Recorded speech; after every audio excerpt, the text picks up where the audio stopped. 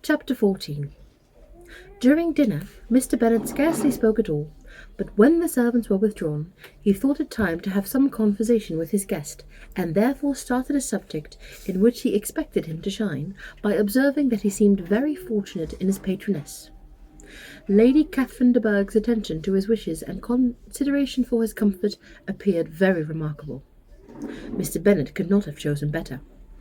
Mr. Collins was eloquent in her praise. The subject elevated him more than the usual solemnity of manner, and with most important aspect he protested that he had never in his life witnessed such behaviour in a person of rank, such affability and condescension, as he had himself experienced from Lady Catherine. She had been graciously pleased to approve both the discourses which he had already had the honour of preaching before her. She had also asked him twice to dine at Rosings, and had sent for him only the Saturday before to make up her pool of quadrille in the evening. Lady Catherine was reckoned proud by many he knew, but he had never seen anything but affability in her. She had always spoken to him as she would to any other gentleman. She made not the smallest objection to his joining in the society of the neighbourhood, nor his leaving his parish occasionally for a week or two to visit his relations. She had even condescended to advise him to marry as soon as he could, provided he chose with discretion, and had once paid him a visit in his humble parsonage, where she had perfectly approved all the alterations he had been making, and had even vouchsafed to suggest some herself, some shelves in the closet upstairs. "That is all very proper and civil, I am sure," said Mrs. Bennet, "and I dare say she is a very agreeable woman. It is a pity that great ladies in general are not more like her. Does she live near you, sir?" "The garden in which stands my humble abode is separated only by a lane from Rosings Park, her ladyship's residence." "I think you said she was a widow, sir. Has she any family?" "She has only one daughter, the heiress of Rosings, and of very extensive property." "Ah!" cried Mrs. Bennet, shaking her head, "then she is better off than many girls. And what sort of young lady is she? Is she handsome?" "She is a most charming lady indeed. Lady Catherine herself says that, in point of true beauty, Miss de Bourgh is far superior than the handsomest of her sex, because there is that in her features which marks the young woman of distinguished birth. She is unfortunately of a sickly constitution, which has prevented her making that progress in many accomplishments which she should not otherwise have failed of, as I am informed by the lady who superintended her education, and as I am informed by the lady who superintended her education, and who still resides with them. But she is perfectly amiable, and often condescends to drive to my humble abode in her little phaeton and ponies."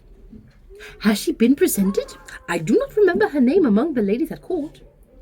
"Her indifferent state of health unhappily prevents her in being in town, and by that means, as I told Lady Catherine myself one day, has deprived the British court of its brightest ornament.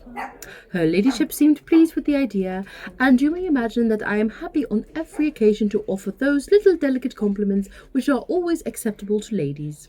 I have more than once observed to Lady Catherine that her charming daughter seems born to be a duchess, and that the most elevated rank, instead of giving her consequence, would be adorned by her. These are the kinds of little things which please her ladyship, and it is a sort of attention which I conceive myself particularly bound to pay." "You judge very properly," said Mr. Bennet, "and it is happy for you that you possess such the talent of flattering with delicacy. May I ask whether these pleasing attentions proceed from the impulse of the moment, or are the result of previous study?" "They arise chiefly from what is passing at the time, and though I sometimes amuse myself with suggesting and arranging such little elegant compliments as may be adapted to ordinary occasions, I always wish to give them as unstudied an air as possible." Mr. Bennet's expectations were fully answered.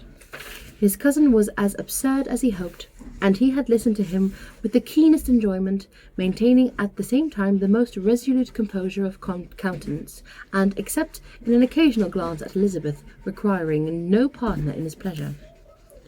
By tea time, however, the dose had been enough, and Mr. Bennet was glad to take his guest into the drawing-room again, and, when tea was over, glad to invite him to read aloud to the ladies. Mr. Collins readily assented, and a book was produced, but on beholding it, for everything announced it to be from a circulating library, he started back, and, begging pardon, protested that he never read novels. Kitty stared at him, and Lydia exclaimed. Other books were produced, and after some deliberation he chose Fordyce's Sermons. Lydia gaped as he opened the volume, and before he had, with very monotonous solemnity, read 3 pages, she interrupted him with, "Do you know, Mamma, that my Uncle Phillips talks of turning away Richard, and if he does, Colonel Forster will hire him. My aunt told me so herself on Saturday. I shall walk to Meryton tomorrow to hear more about it, and to ask whether Mr. Denny comes back from town." Lydia was bid by her 2 elder sisters to hold her tongue, but Mr. Collins, much offended, laid aside his book and said, "I have often observed how little young ladies are interested by books of a serious stamp, though written solely for their benefit. It amazes me, I confess, for certainly there can be nothing so advantageous to them as instruction. But I will no longer importune my young cousin." Then, turning to Mr. Bennet, he offered himself as his antagonist at backgammon. Mr. Bennet accepted the challenge, observing that he acted very wisely in leaving the girls to their own trifling amusements. Mrs. Bennet and her daughters apologized most civilly for Lydia's interruption, and promised that it should not occur again if he would resume his book. But Mr. Collins, after assuring them that he bore his young cousin no ill will, should never resent her behaviour as any affront, seated himself at another table with Mr. Bennet, and prepared for backgammon.